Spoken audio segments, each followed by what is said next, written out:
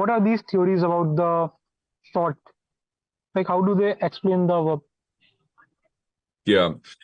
So one of the current theories that's being explored among several others is this issue of water leaks in water lines underneath the forward and aft lavatories of the plane, including the galley areas. Those are areas that are over what's referred to as an EE bay, and those are areas in which computer equipment is housed.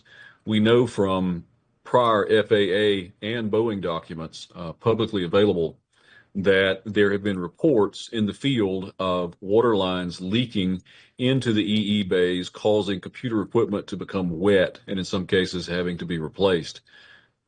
That's something that has gone back in the documents at least as far back as 2016 and perhaps earlier.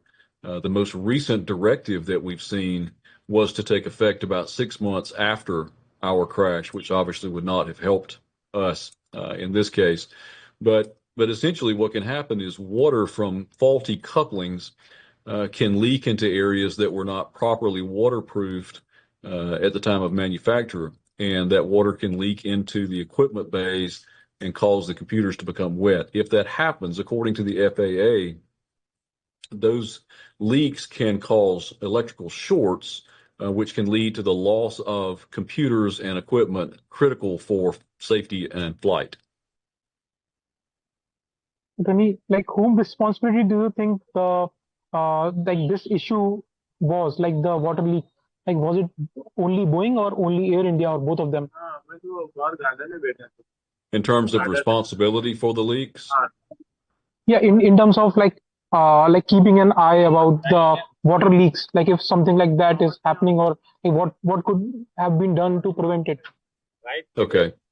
So the manufacturer of the plane obviously is responsible for defects that can exist in the plane at the time it leaves the manufacturer.